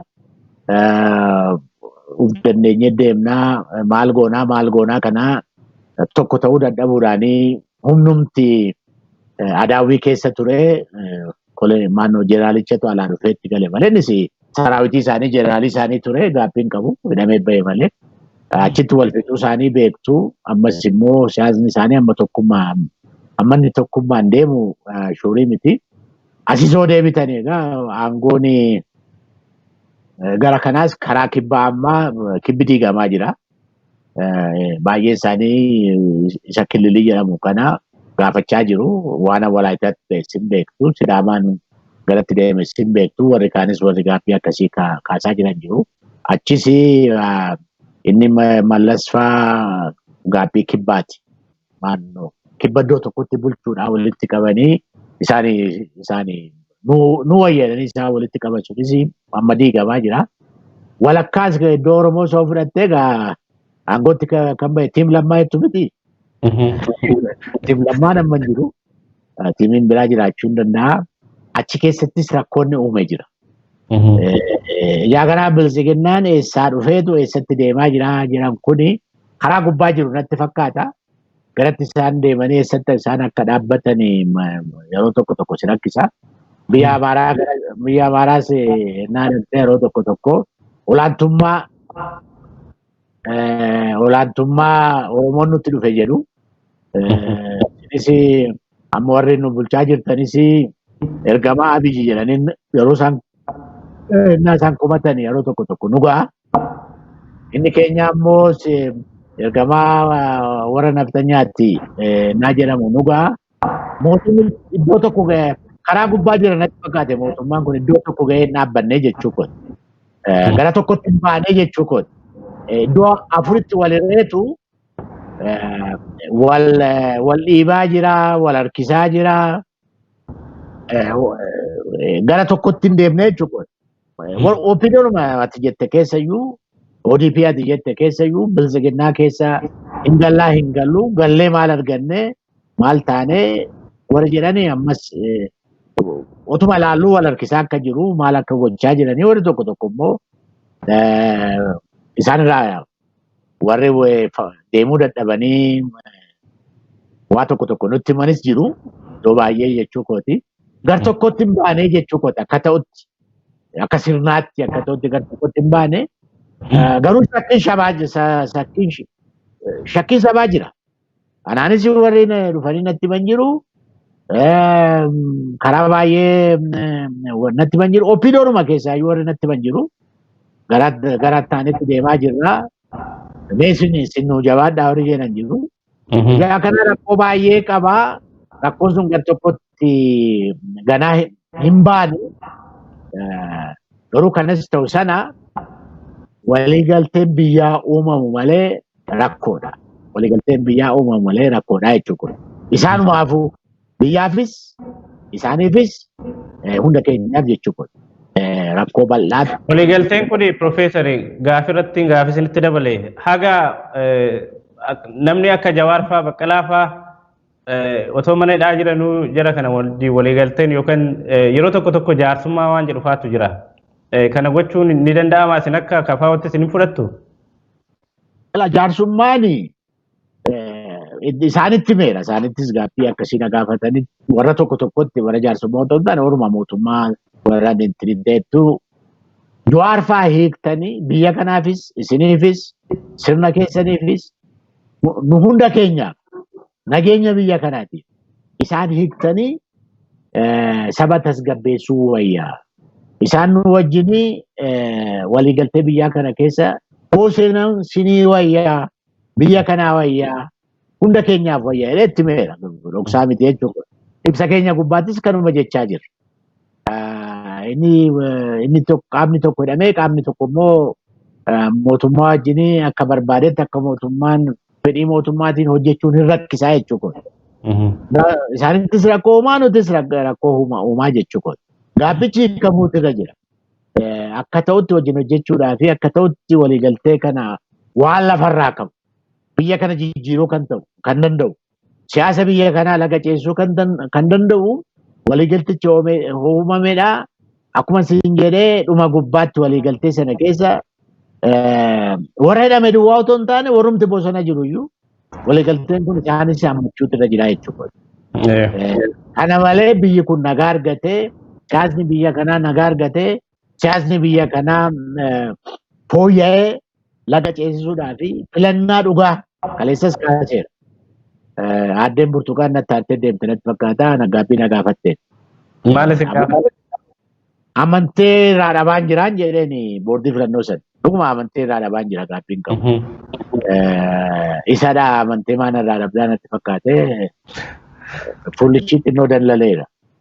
Kanas ta'u sana amantee dhuguma irraa dhabaa jirra rakkoodha. Utuma koronaan kun dhufuu baateyyuu rakkoo guddaa rakkoo bal'aa keessa nu galchuu hin danda'a ture deemsi isaanii. Dhoksaan qabu jechuudha. Kanas ta'u gaayyi waliigaltee sana keessa isaanis galuutu irra jira. Waliigalteen jechuun bari araara uumuudha.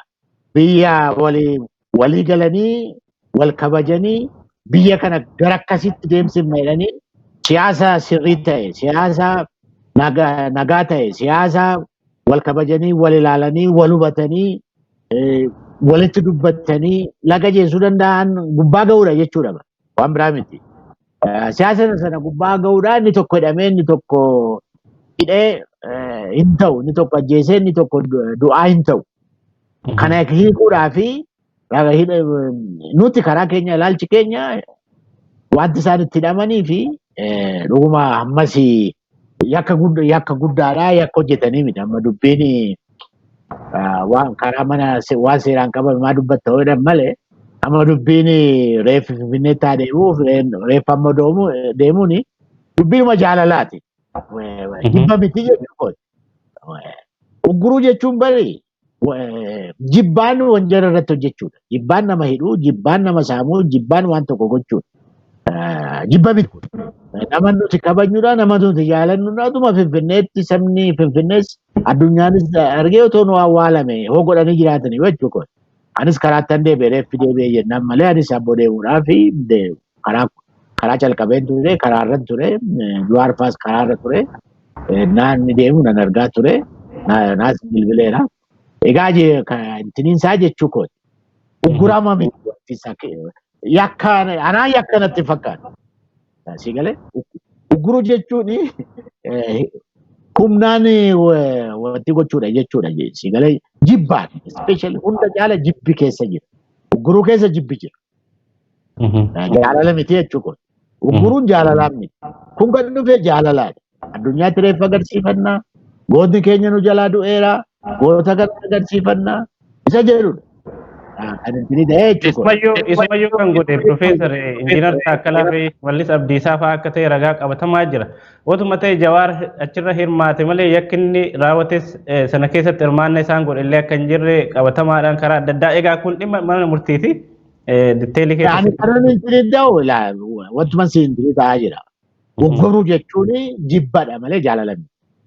Jarri kuni hoo godhanii jiraatanis sagaa manni murtii gargaraa baasu.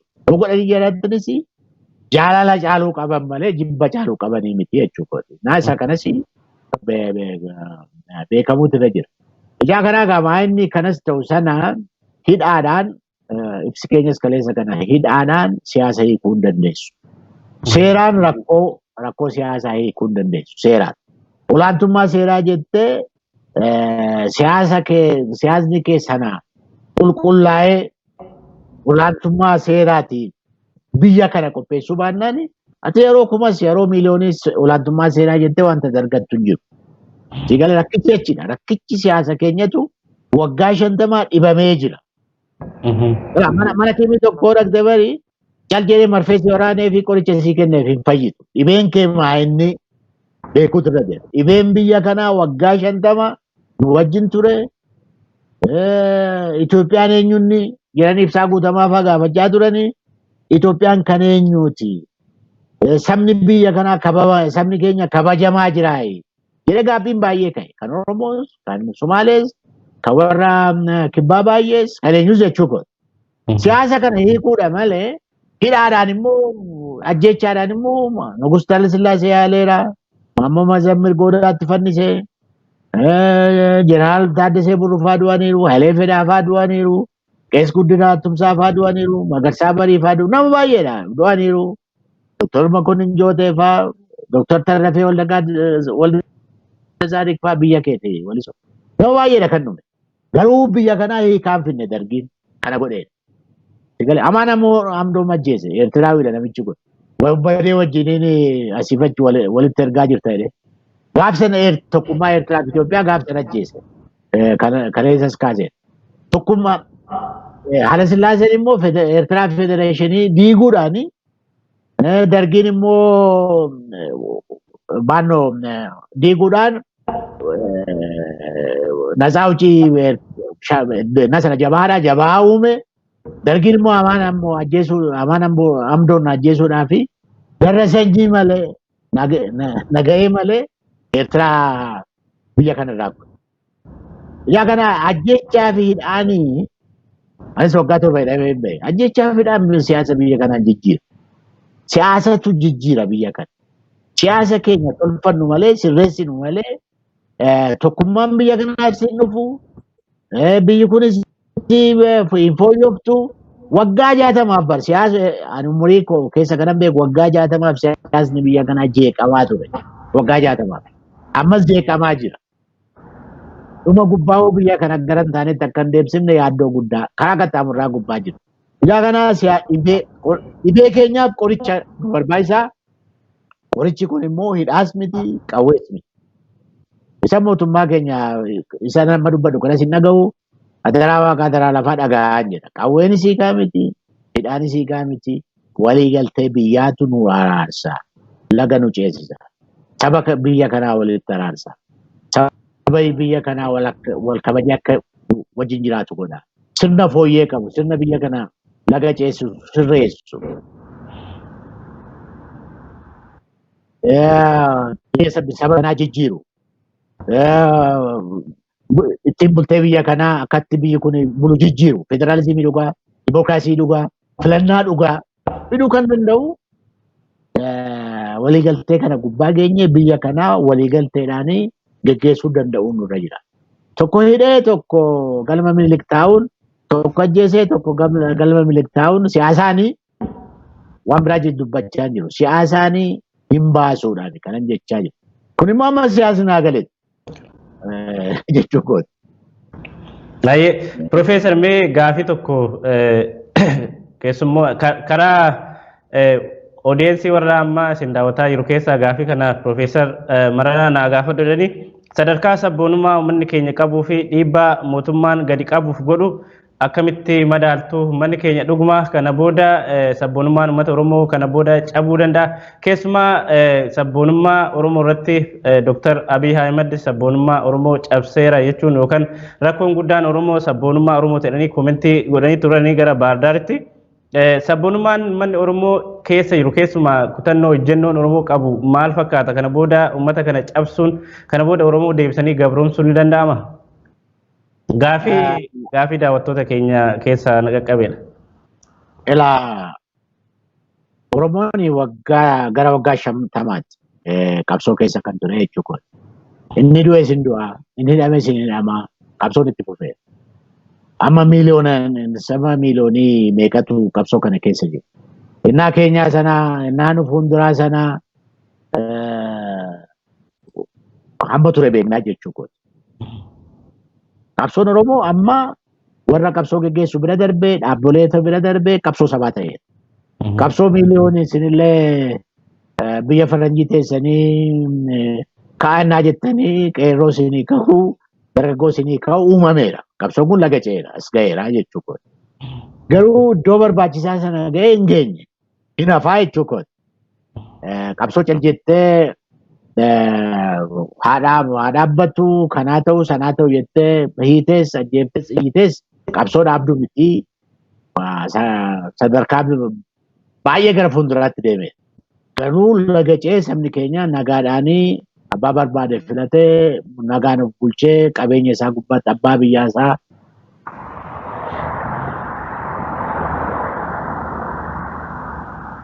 abbaa son hafee jira. Isa hafeefis bitaanis mirgaanis haa ta'u qabsoon hafee uumatti deemama. Yeroon dabalamuu hin danda'a malee uumatti deemama. Akka amma jiru kanatti dhaabuudhaaf rakkoodha. Warri mootummaarra jiranis kana beekuun isaanii baheessan. Dubbii sabboonaa Oromoo garuu ilaalchi koo isteeppii guddaa tokko deemneerra. Isteeppiin guddaan tokko nu hafeera. Amma akkan ilaalutti yeroo baay'ee haaxinnaatu haa guddatu sodaarraa bilisa baafneerra qeerroo keenya, dargaggoo keenya, saba keenya iddoo baay'eetti sodaarraa bilisa baafneerra.